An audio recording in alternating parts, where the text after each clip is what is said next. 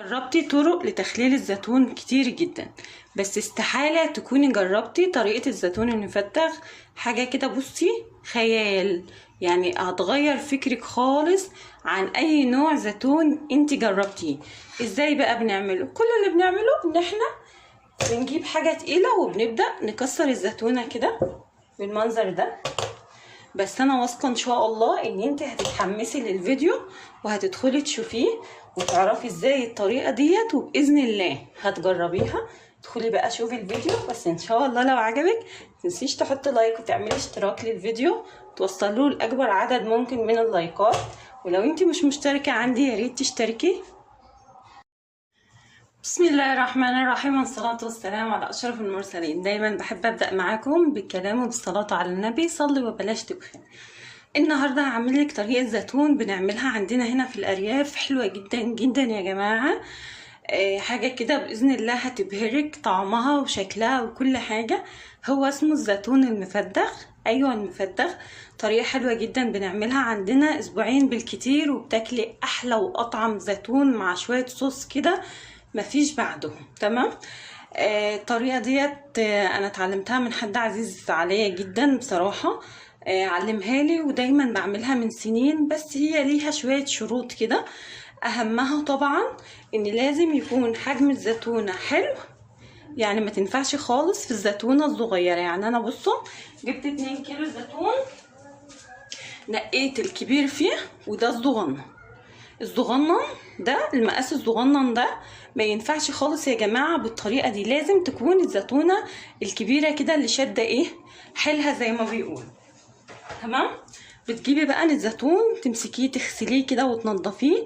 ممكن كمان الطريقه دي تكون حلوه جدا في الزيتون اللي هو التفاحي ده او ده، هي بتمشي. بس لو ما بتجيبي الزيتون اللي هو ده لازم تنقي الكبيره بتاعته، ما تعمليش الصغننه.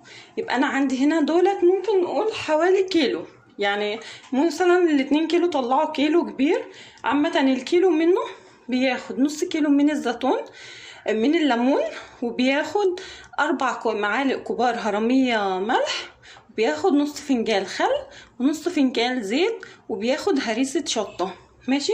وعندي هنا حوالي ربع كيلو من الجزر المبشور. ازاي بقى بنعمل الزيتون المفتغ ده يا ست الكل؟ هقولك بقى احنا بنعمله ازاي.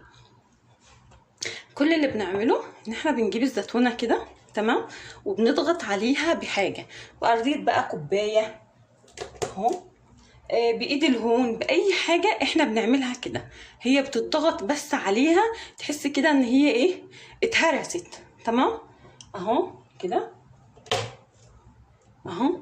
الزيتونه بقى الصغيره اللي زي دي كده، ماشي، الزيتونه الصغيره دي لو اتكيتي عليها مش هتطلع لك حاجه، مش هتلاقي فيها اي حاجه تنفع بصراحه.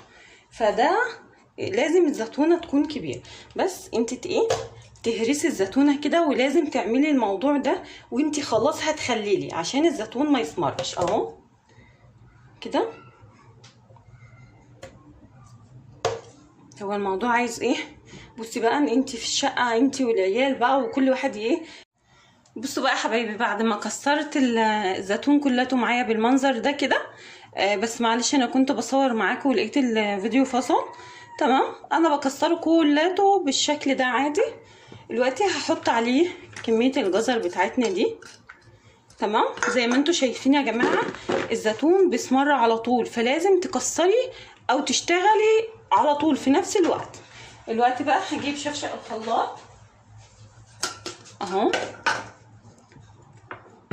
وهبدأ اقطع الليمون بتاعي ده كده في شفشق الخلاط، عشان انا عايزة اخده اديله ضربة كده في الخلاط. بس الليمونة يعني اللي هلاقيها كبيرة شوية هشيلها، اعمل الصغنن بس، عشان انا عايزة اقفله من فوق بشوية ليمون، انصاص ليمون اهو، يعني اتخلي شوية كده وشوية كده كده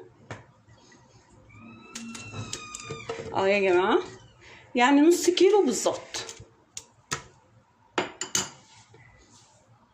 بصوا يا حبايبي، بعد ما قطعت الليمون بتاعي، على فكره انا ما بشيلش البذر لان البذر هو اللي بيعمل لي الماده الحافظه بتاعه الليمون يا جماعه.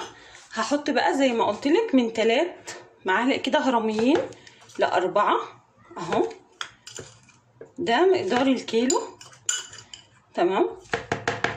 وبعدين هحط الزيت وهخلي شويه حوالي معلقتين كده للوش. اما تكوني بتعملي مخلل حاولي دايما تقفليه بشويه زيت، بيفرق معاكي كتير، مش بيخليه خالص يعمل ريم ولا اي حاجه. وهحط حوالي معلقه كبيره كده من هريسه الشطه. لو ما عندكيش هريسه شطه ممكن تحطي بتاع تاني اسمه فلفل احمر. تمام. لان في ناس كتير مش بتحب هريسه الشطه وكده بتكون حاميه، بس بصراحه مع الليمون والزيتون لما تغمسي بيها كده او تحطيها على السندوتشات بيكون ليها طعم تاني خالص. المقدار ده بقى انت اللي هتكتريه، انت اللي هتحدديه كتير قليل زي ما انت حابه. وهحط كمان فنجان واحد بس من الميه اهو يا حبايبي، فنجان واحد بس من الميه. وهاخد الخليط ده كولاته اضربه ضربه حلوه كده في الخلاط. دلوقتي بقى يا حبايبي هجيب الزيتون بتاعي كده وهبدا بقى اقلبه. شايفين الالوان يا جماعه؟ وهنزل بكل الصوص اللي احنا عملناه ده اهو، وهقلبه كويس جدا قبل ما اعبيه في البرطمان عشان اتاكد ان كل حته في الزيتون وصل لها التمليحه اللي احنا عاملينها الجميله الفظيعه دي اهو. ممكن على فكره كمان تقدري تضيفي حتت من الشطيطه وكده، بس بصراحه انا ما لقيتش فاكتفيت بهريسه الشطه اهو. دلوقتي بقى هنجيب البرطمان بتاعنا اللي احنا هنشتغل فيه ونبدا نعبي بقى كل الخليط بتاعنا ده. دلوقتي بقى حبايبي هجيب البرطمان بتاعي. دايما انا بخلل الزيتون في البرطمانات دي، فدايما بكون عيناها لتخليل الزيتون، بتخلص بغسلها كويس جدا وبعينها لما الموسم التاني يجي اهو يا جماعه كده. بسم الله. انا واثقه ان انتي باذن الله هتاكلي احلى واجمل شويه زيتون كلتهم في حياتك. بصي الصوص ده اوعي تفكري ان انتي ترميه، لا لا، الصوص ده بقى يا ستي دايما اعمليه، طلعيه كده غمسي بيه مع حته الزيتون حاجه كده وهم اهو كده.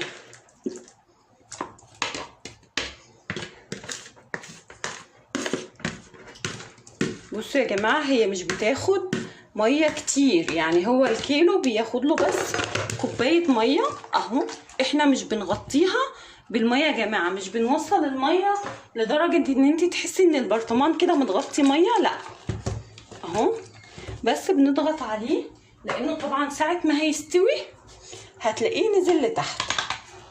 شايفه اهو يا جماعه؟ شايفين؟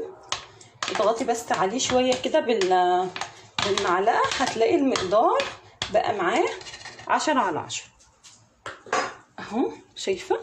الوقت بقى كل اللي هعمله ان انا هجيب انصاف الليمون وهبدا احطها كده مقلوبه. كل ما هحطها هضغط عليها بالنسبه انها تغطيلي كل الزيتون اللي موجود كده يا جماعه. انا اصلا كان نفسي اخلي الفيديو ما نزلهولكيش غير بعد اسبوع او 2. عامه هو اسبوع 2 او 10 ايام بالكتير بتلاقيه بقى 10/10. بس الزيتون هيخلص، فانا حبيت ان انا انزل الفيديو يمكن حد تعجبه الفكره او حاجه ويحب ان هو يعمل الزيتون ده. وبعد ما خلصت هجيب شويه الزيت كده وهحطهم على الوش. شايفه؟ وبعدين بس كل اللي احنا هنحتاجه كيسه كده بس بلاستيك عشان نكتمه بقى اهو، ونجيب الغطا ونقفل بقى كده يا جماعه. بصي يعني انا مش ممكن اوصف لك جماله وحلاوته، يعني حاجه كده والله تفتح النفس يا جماعه. جربوه باذن الله هيعجبكم. وبالنسبه للزيتون بالطريقه دي مش بياخد وقت خالص، يعني ما بياخدش وقت خالص غير الزيتون اللي احنا بنبقى نجيبه نخلله ان شاء الله عشان يفضل عندنا فتره طويله عشان شهر رمضان وكده. وباذن الله هعمله معاكي بردك. ويا رب بقى الطريقه بتاعتنا تكون عجبتكم ان شاء الله. لو عجبتكم ما تنسونيش لايك واشتراك وتعملوا شير عشان الفيديو يوصل لاكبر عدد ممكن. ومع السلامه، ونتقابل في فيديوهات تانية كتيره باذن الله.